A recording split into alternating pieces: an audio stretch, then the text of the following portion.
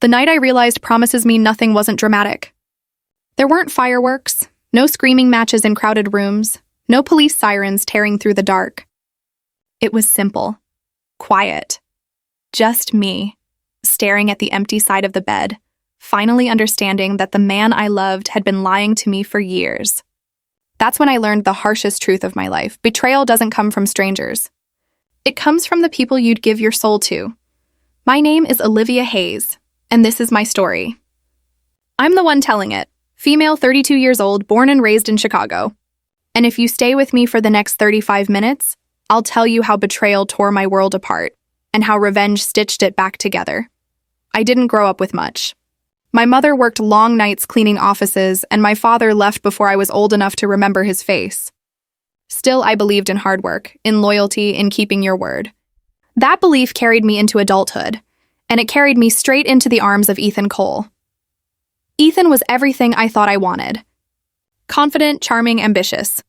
He had a way of making every room tilt toward him, like gravity bent in his favor. I met him at a friend's birthday party, and from the second he spoke to me, I was caught. We built a life together. At first, it was small. Cheap apartments, late-night pizza dinners, arguments over bills. But then things started to change. He launched a tech startup, and for once, luck seemed to land on our side. Investors showed up. Money flowed in. And just like that, our world transformed. I thought we were partners. I thought we were building something real. But I was wrong. Looking back, the warning signs were there. Missed calls. Late nights at the office. Emails he'd shut the laptop on whenever I walked into the room. I asked questions. He smiled, kissed me, and told me not to worry. And I believed him because that's what love does. It blinds you. But then the bills started piling up in my name. Credit cards I never opened, loans I never signed for. When I confronted Ethan, he spun stories about accounting errors, about things being temporary. And again, I let myself believe. The truth came crashing in on a gray Tuesday afternoon. I was at our downtown office sorting invoices when a man in a suit stepped through the door. He wasn't a client. He wasn't smiling. He was a federal investigator.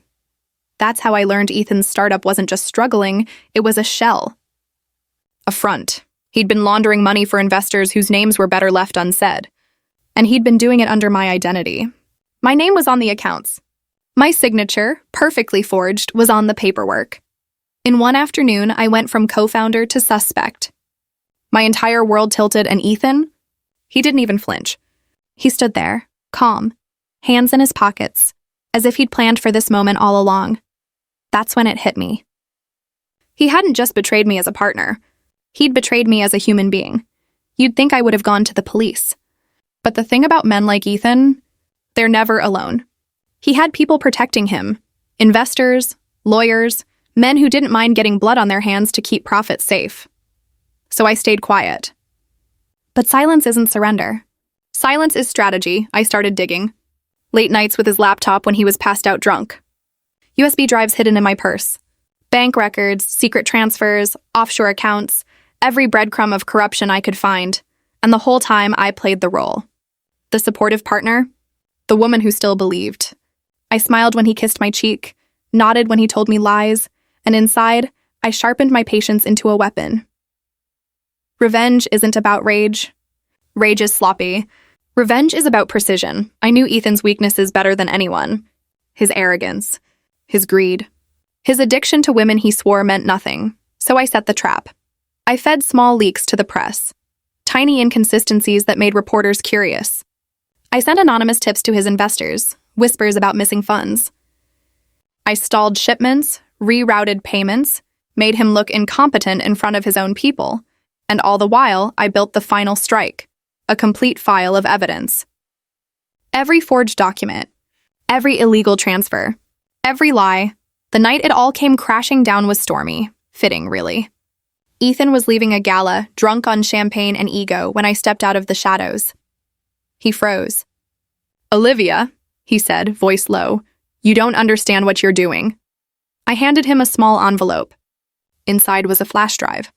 The same file I'd already delivered to the people he'd crossed. "This," I told him, "is everything you are. And it's already out there." For the first time since I'd known him, Ethan looked afraid. Within a week, the company collapsed. His investors abandoned him. And those dangerous men he'd stolen from? They didn't let Betrayal go unanswered. Ethan vanished.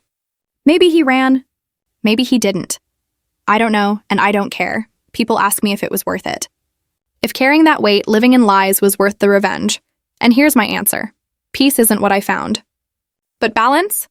Balance was enough. I live smaller now, quieter. I take on freelance work, just enough to get by. But every time I walk past the city skyline, I remember what Ethan Cole taught me. Trust is fragile. And once it's broken, there's no repairing it. There's only payback.